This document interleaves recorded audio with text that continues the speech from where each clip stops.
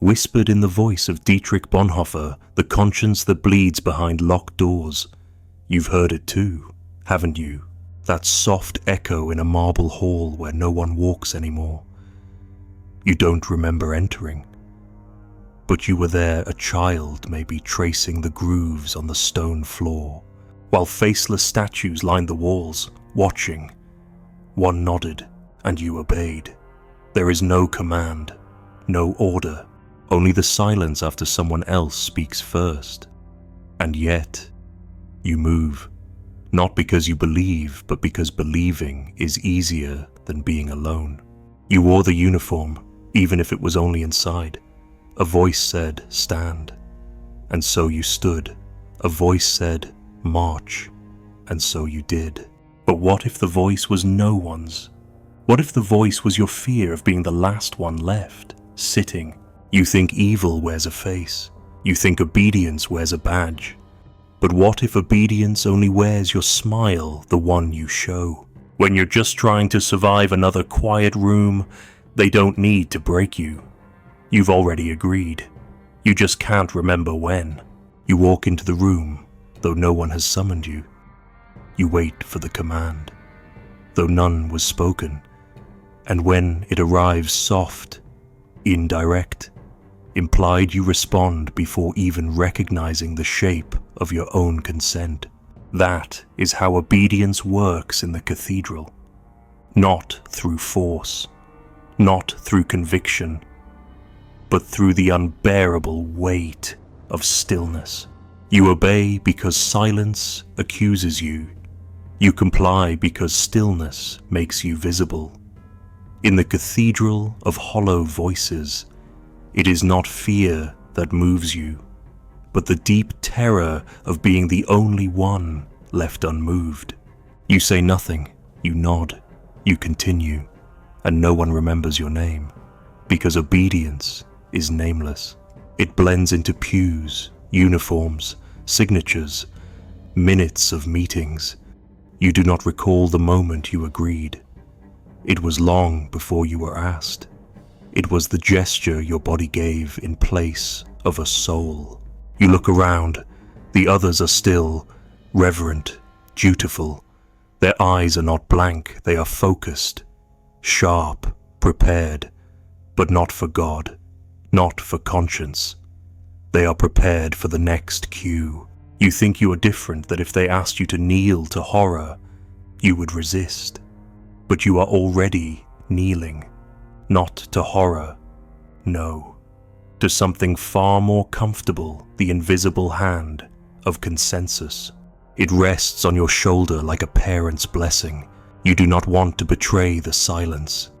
You fear that if you speak, the others will turn. Not because they love the lie, but because your voice might break the illusion they survive inside. And then none of you will know what to do. You have prayed before, but never for truth, only for safety, for clarity, for someone else to decide. You do not want revelation, only the excuse to remain hidden in the robes of the righteous. That's what obedience offers you, sanctuary. You thought it was a virtue, but it's just a warm cathedral where no one asks the real question, the one that bleeds, the one that costs, the one that does not end with applause. Do you remember the first time you chose silence?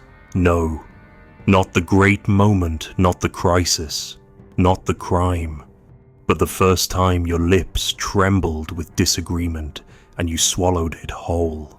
That was your initiation. That was the first hymn. You told yourself it didn't matter, it wasn't your place. Someone else would say it. Someone more qualified, someone braver, someone with less to lose. But no one did. And when no one did, the structure grew stronger not through violence, but through your mercy, through your understanding, through your delay. Obedience never needed chains. It only needed you to keep postponing your rebellion. And that's what you did, gracefully, with conviction. You followed the hollow voice because it was easier than facing your own.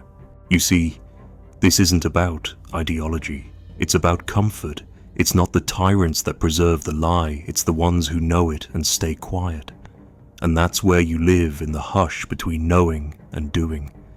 The sacred place of almost stood, almost spoke, almost defied, but not quite. And so the machinery turns, smooth and eternal, powered not by the wicked but by the well-intentioned, by those like you. You've been told obedience protects society, that it prevents chaos, that without order we would collapse into savagery. But that's the lie of the hollow voice.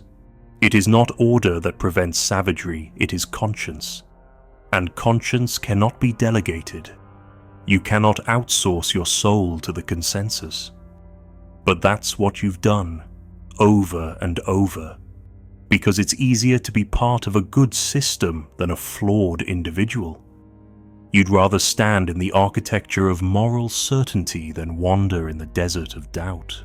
But doubt is the only place truth can speak, not the polished marble, not the glowing sermons, not the uniforms lined in gold, only in the trembling, in the hesitation, in the quiet resistance. That's where the divine voice hides. Not in heaven, but in the breath you hold when something inside you screams no, and everything outside whispers yes. You've mistaken decency for goodness. Decency can be trained. It bows, it obeys, it does not cause trouble. But goodness does not kneel. Goodness throws the table. Goodness does not wait for permission to see. It sees and is damned for it. That is why the cathedral punishes those who leave, not because they are dangerous, but because they remind the others of what they've buried. Their memory becomes an infection, a disruption, a mirror no one asked for, and so you are warned, not directly, never directly, just a certain glance, a pause in the conversation, an invitation revoked. This is how they remind you to stay in your place. And you do. Again. Even your prayers have changed. You no longer ask for what is right, only for what is allowed. You ask for discernment, but mean convenience. You ask for guidance, but mean camouflage. And heaven is silent, not because it is absent, but because it already answered. The voice that said stand is still ringing in your bones. You just didn't like what it would cost. The worst crimes are not committed by monsters. They are permitted by men who sit in the cathedral and wait for a louder command. Men who confuse conscience with consensus, who bow to tradition because thinking hurts. You are one of them, not because you are evil, but because you are tired. You tell yourself the world is too complex now, that the truth is nuanced, that perhaps you don't have all the facts. You become paralyzed in the name of wisdom, and paralysis becomes your god. You think it makes you deep. It only makes you irrelevant, and in your absence, someone else speaks, louder, bolder, without truth, but with certainty, and the people follow not because they believe, but because someone finally said something. That's the secret you refuse to admit. People don't obey the strongest idea. They obey the first one with teeth.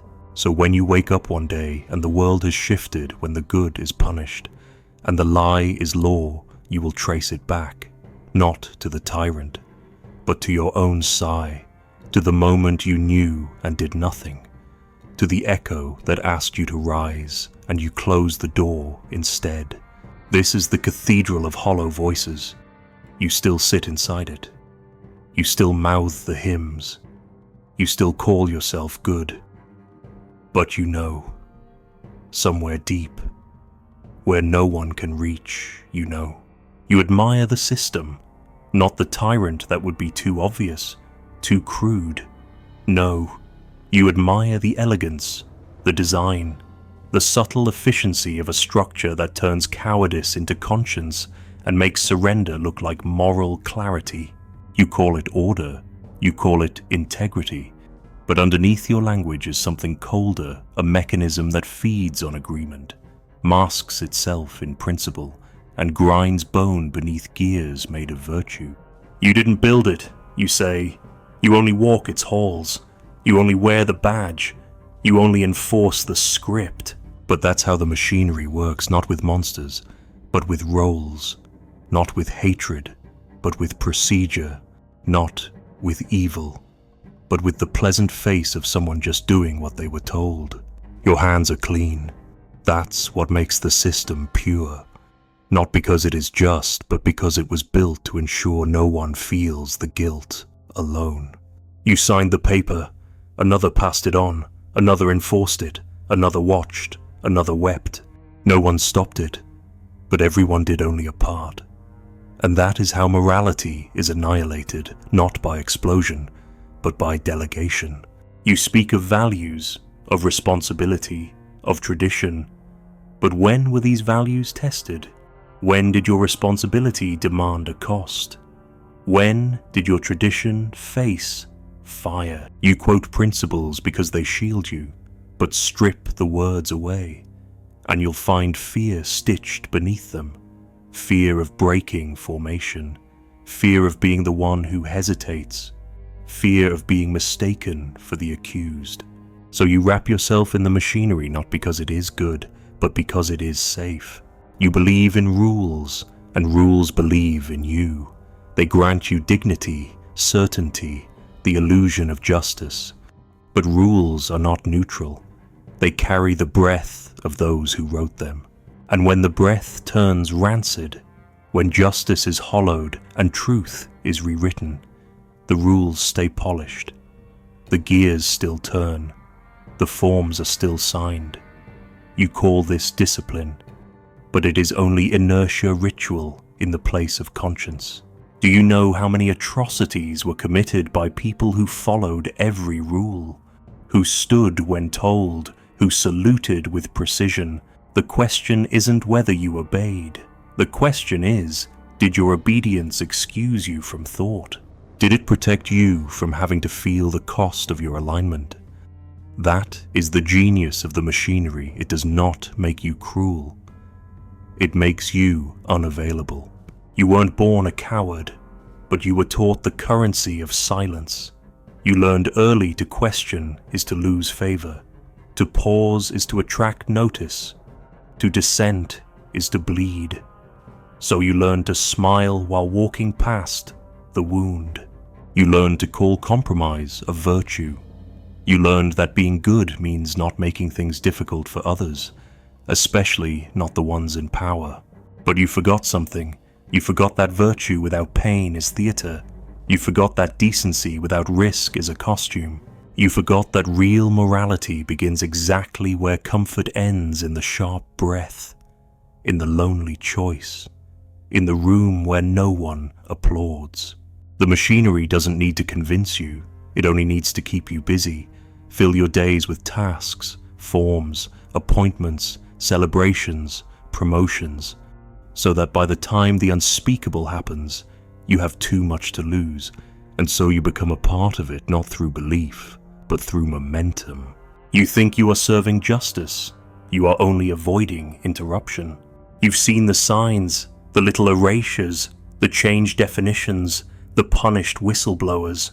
But you tell yourself it's not my business. It's above my pay grade. It's just politics. But beneath these excuses is one hard truth. You do not want to be left outside the gates. Because the gates are warm. Inside, you are trusted. You are useful. You are praised for your discipline.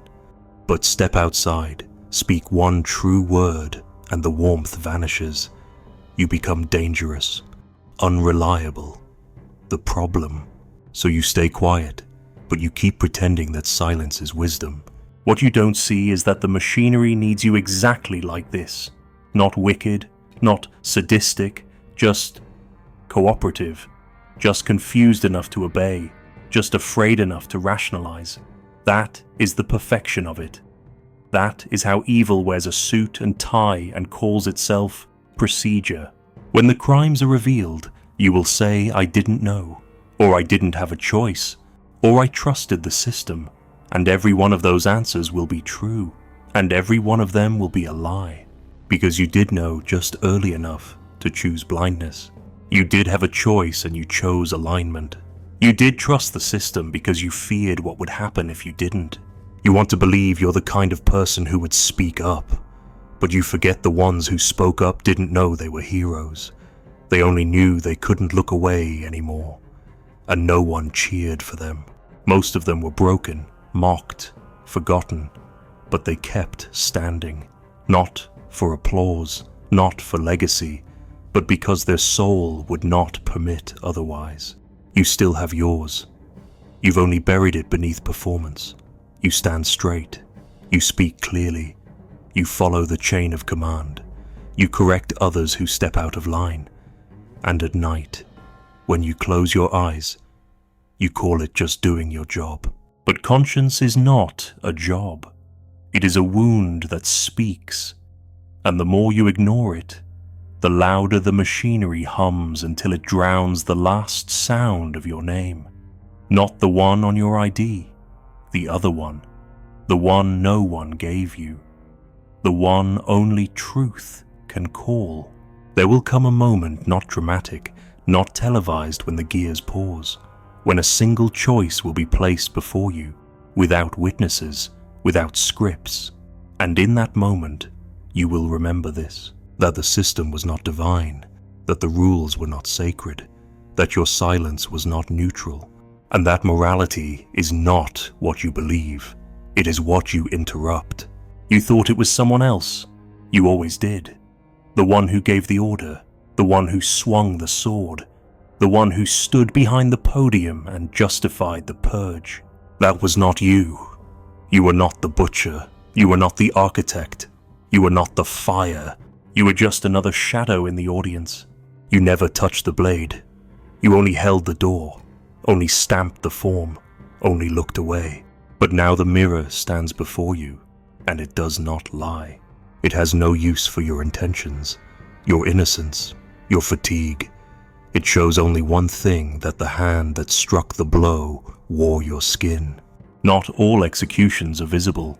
Most take place in silence, in back rooms, forgotten basements, under the weight of approved language.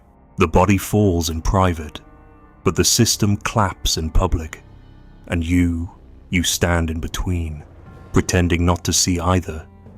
You tell yourself the violence is somewhere else, that it was not your fault. But the mirror remembers. It does not forget the breath you held when the unjust verdict was read. It does not forget how you laughed along with the joke that dehumanized.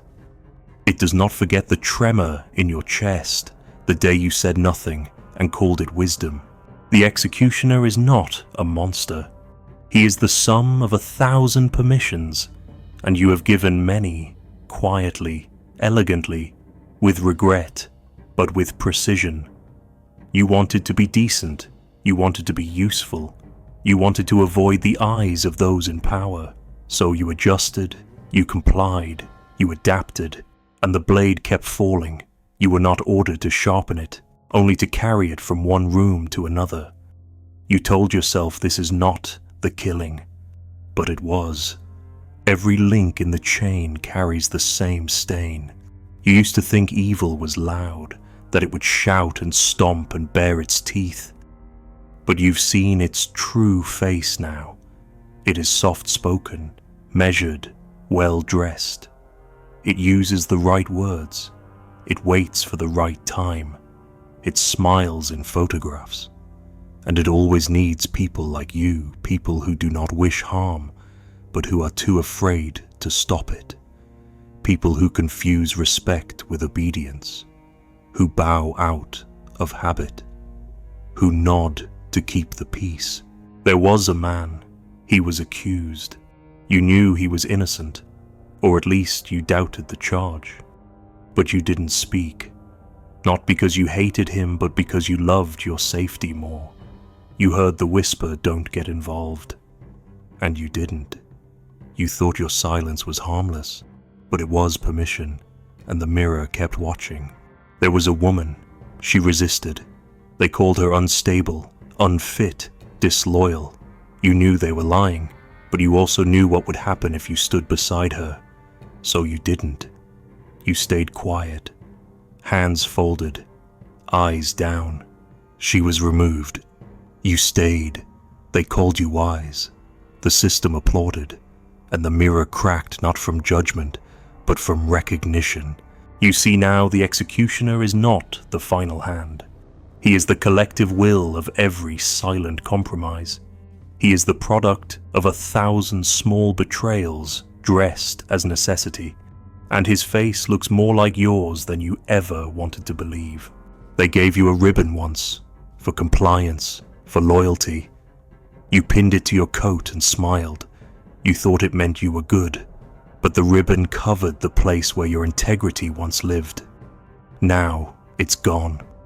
Not stolen, not broken, just abandoned.